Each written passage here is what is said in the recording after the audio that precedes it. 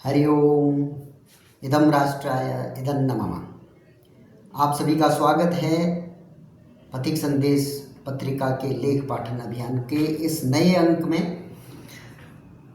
पिछले अंक में हम लोगों ने चर्चा की थी कि भारत के तीव्र विकास के लिए विकसित भारत 2047 के लिए जो मुख्य बिंदु हो सकते हैं वो 5 बिंदुओं पर चर्चा की थी। 5 मुख्य बिंदु थे कि 5 स्तंभ जो थे जिन पर आरूढ़ होकर द्रुत गति से भारत का विकास हो सकता है। वो थे कि युवा गतिमान जनसंख्या, हमारी जो जनसंख्या, और वो भी युवा, उस युवा जो रिसोर्स है उसका सही से प्रबंधन, आर्थिक रूप से महाशक्ति बनना, हमारी जो जीडीपी आज है उसका 10 गुना वो लक्ष्य हमने प्राप्त करना है। तीसरा, अपना रक्षा तंत्र। आप आर्थिक रूप से कितने भी समृद्ध हो जाएंगे, परंतु यदि अपना रक्षा तंत्र मजबूत नहीं है तो कोई गारंटी नहीं है आपकी कि वो सस्टेन करेगी, आपका जो विकास है वो सस्टेन करेगा। जिसके पास शक्ति है वही सामर्थ्यशाली रहा है। चौथा है विज्ञान और तकनीकी में जो शोध, अनुसंधान आदि, उन पर विशेष ध्यान देना। इसी तरीके से 5वां है मूल्य आधारित विकास। भाई, हमारा जो जीवन मूल्य है, जो आज की परिस्थितियां हैं और पिछले 200-300 साल से जो विकास का अंधानुकरण हुआ है, उसके स्थान पर यदि भारत ने विकसित भारत की परिकल्पना करनी है, उससे और आगे बढ़ना है, तो एक मुख्य बिंदु हमारा जीवन मूल्य भी रहना चाहिए। वही एक स्थायी बिंदु है, हजार साल से हमारी संस्कृति का हिस्सा रहा है। आज हम उसी को आगे बढ़ाते हुए जो अगला भाग इसका है, इस लेख का अगला भाग ये है कि भाई कहता है कि 2047 में जो चुनौतियां हैं, क्या मार्ग हो सकता है, क्या समाधान, उसमें समाधान की तरफ जब हम बात करते हैं तो पत्र कहता है कि आर्थिक विकास को और तेज करना होगा। इसमें जो आगे उन्होंने बिंदु रखे हैं उसमें ये बोलते हैं कि विश्व में कोई भी देश बिना आर्थिक प्रगति किए बिना के महान नहीं बनता। केवल अपने नागरिकों को सुखद जीवन यापन के लिए ही नहीं, अपितु संपूर्ण विश्व में संदेश भी वही देश दे सकता है जिसकी स्वयं की आर्थिक स्थिति पर्याप्त सशक्त हो। प्रसिद्ध अर्थशास्त्री उत्साह पटनायक, जो अमेरिका में रहती हैं, ने लंबे अध्ययन के पश्चात एक रिपोर्ट प्रकाशित की जिसमें यह आया कि 1751 से लेकर 1935 तक अंग्रेज विभिन्न प्रकार के कर अथवा अन्य तरीकों से लगभग $45 ट्रिलियन भारत से लूट कर ले गए। भारतीय विदेश मंत्री जयशंकर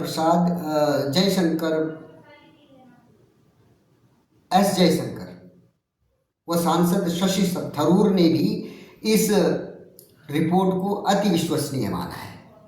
इसी तरह से ICD की एक शोध कराई गई जिसका प्रोफेसर एंगेस मेडिसिन ने नेतृत्व किया।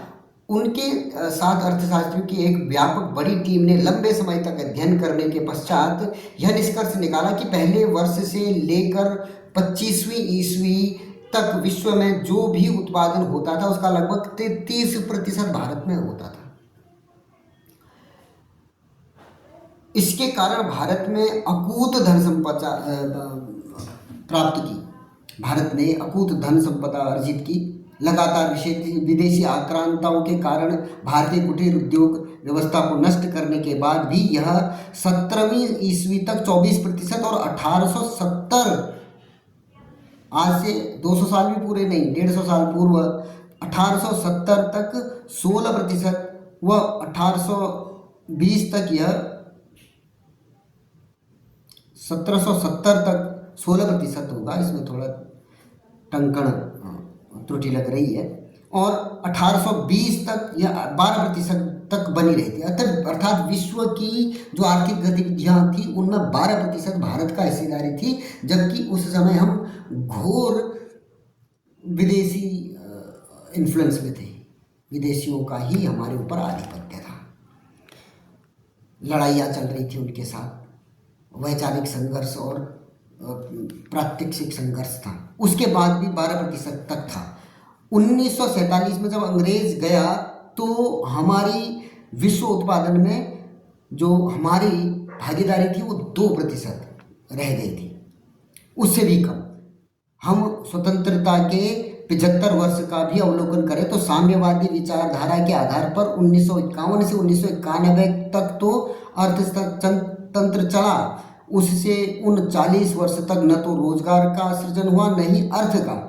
उन वर्ष 1991 आते आते तो भारत की स्थिति अत्यंत दयनीय हो गई, किंतु इसके पश्चात भी आर्थिक विकास की जिन नीतियों को हमने अपनाया उससे कुछ मात्रा में अर्थ का सृजन तो हुआ, किंतु पूर्ण रोजगार सृजन इसमें भी नहीं हो रहा। हमें अपनी आर्थिक नीतियों की समीक्षा करनी होगी और भविष्य को का निर्धारण करना होगा। एक बड़ा दृष्टिकोण विकसित करना होगा कि हम फिर से विश्व की सबसे बड़ी अर्थव्यवस्था हो सकते हैं। और जब हम इसका विचार करते हैं तो हमें न केवल अर्थ सृजन की पारंपरिक 3 क्षेत्र निर्माण, कृषि और सेवा को ही देखना होगा, बल्कि नए नए क्षेत्रों और नई दिशाओं में भी विचार करना होगा। इसमें 3 बातें रेखांकित की थी कि नया निर्माण यानी प्रोडक्शन, सर्विसेज सेवा और कृषि। ये 3 तो पारंपरिक स्तंभ रहे हैं किसी भी देश के, राज्य के विकसित और आर्थिक रूप से सब संपन्न होने के। इनके अलावा भी नए नए हमने आयाम ढूंढने होंगे। उदाहरण के तौर पर हमें अंतरिक्ष के क्षेत्र में नए अवसर देखने चाहिए। सॉफ्टवेयर, IT, AI आदि में भारत के अग्रणी बनने की पूर्ण संभावनाएं हैं। हमें गहरे समुद्र के तल से लेकर पहाड़ों की ऊंचाइयों तक योग, प्राणायाम जैसे सॉफ्ट स्किल क्षेत्र से लेकर सॉफ्टवेयर और IT के उच्च स्तरीय उत्पाद तैयार करने तक सब प्रकार के से प्रयत्न करने होंगे। बदलती परिस्थितियों के अनुरूप नए विषय आयाम विकसित करने होंगे। एक बड़ा दृष्टिकोण, think new, think big, think out of the box के मंत्र का भी हमने अनुसरण करना होगा, जिसे सामने रखकर हमें अपनी आर्थिक सृजन की महान यात्रा पर तेजी से चलना होगा। केवल इतना ही ध्यान में रखने की वाली बात है कि हम ब्राज़ील या सऊदी अरब जैसा छोटा देश नहीं है जिन्होंने मार्को पोलो बस या कच्चे तेल के उत्पाद जैसे एक एक उद्योग से ही अपनी अर्थव्यवस्था को समृद्ध किया है। जैसे कुछ देशों ने एक आध, जैसे सऊदी अरब है, तेल है, उसके बूते वो आर्थिक महाशक्ति बन गया। पर हम वैसा नहीं कर सकते, न हमारे पास उतने संसाधन आज की स्थिति में हैं, नहीं हम इतनी बड़ी भारी जनसंख्या को केवल उस बूते लगा सकते हैं कि उनका भरण पोषण कर सकते हैं। हम भारत जो है 140 करोड़ का देश है, तो उतनी ही अर्थ सृजन की संभावनाएं सीमित है। हमें अपनी अधिकतम शक्ति का उपयोग कर अधिकतम नए पुराने मार्गों का अवलंबन कर द्रुत गति से आगे बढ़ना ही होगा।